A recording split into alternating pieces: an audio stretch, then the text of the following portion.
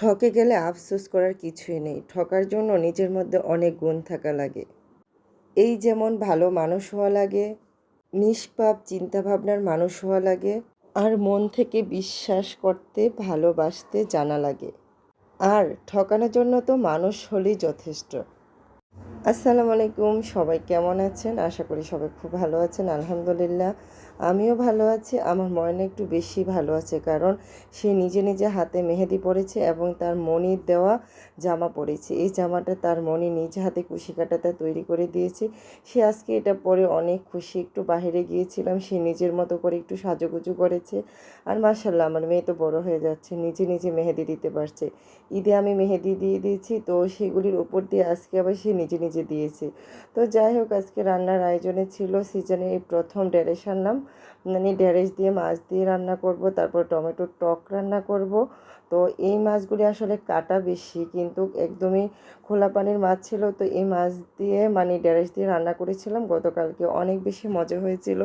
তরকারিটা আমার ভীষণ পছন্দ হয়েছিল, আমি অনেক তৃপ্তি সহকারে খেয়েছি, কিন্তু আমার বাচ্চারা একদমই খায়নি।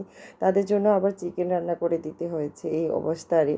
তো যাই হোক, আমার কাছে সিজনের প্রথম ঢেঁড়স আর এই যে কাঁটাযুক্ত মাছ দিয়ে রান্না করেছিলাম অনেক বেশি ভালো লাগাতে ভাবলাম যে আরও একদিন রান্না করে খাবো। বাচ্চারা না খায় কি হয়েছে, আমি তো খাবো। তো যাই হোক, তরকারিটা কথা বলতে বলতে কিন্তু আমি কষিয়ে তারপরে জল দিয়ে দিলাম।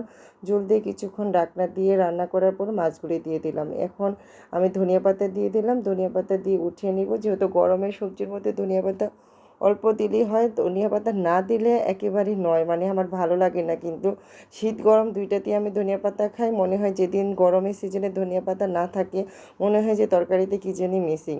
কিন্তু গরমের সবজিতে আমি পরিমাণে অল্প দিই, আর শীতের সবজিতে একটু বেশি দিই, এটাই পার্থক্য। তো যাই হোক, মাছ রান্নাটা অনেক লোভনীয় হয়েছে, দেখতে পাচ্ছেন। আর এদিকে টকের মধ্যে আমি টমেটো অ্যাড করে দিলাম, দিয়ে অনেক সময় নিয়ে তারপরে টকটা রান্না করতেছি। তো এই টকটা আমাদের চাঁদপুরের ঐতিহ্যবাহী একটা খাবার। যারা আমরা চাঁদপুরের আছি তারা এই পাতিল ভরে টমেটো আম দিয়ে টক রান্না করি, এই সিজন অনেক পছন্দ করে এবং তৃপ্তি সহকারে এই টক দিয়ে ভাত খাই। তো যাই হোক, টকের মধ্যে আমি এখানে রসুন পেঁয়াজ কাঁচামরিচ ব্লান্ড করে দিয়ে দিয়েছি। তারপরে আমি এখানে ধনিয়া পাতা দিয়ে দিলাম। ধনিয়া পাতা দিয়ে কিছুক্ষণ জাল করার পর টকটা উঠিয়ে নেব। তো এত সুন্দর গ্রান আসছে, যেহেতু আমি আজও রোজা, মানে গতকালকেও রোজা ছিলাম, আজও রোজা। তো রোজার মধ্যে আসলে দেখতে পাচ্ছি না যে টেস্ট কেমন হয়েছে, দেখি মনে হচ্ছে টেস্ট হয়েছে। তো রাতে যখন খেয়েছি তখন তো আলহামদুলিল্লাহ শুকরিয়া, অনেক বেশি মজা হয়েছিল। তারপরে এদিকে বিকালে বাচ্চাদের জন্য একটু নুডলস রান্না করে দিলাম। চিকেনটা আগে থেকে আমি একটু ভেজে নিয়েছিলাম, তারপরে সব কিছু দিয়ে নুডলস রান্না করার পর চিকেনটা মানে একটু কুচি কুচি করে অ্যাড করে দিলাম। আজকে একটু ব্যতিক্রম করেই রান্না করলাম। সবাই ভালো থাকবেন, সুস্থ থাকবেন। আজকের মতো বিদায়, আল্লাহ হাফেজ।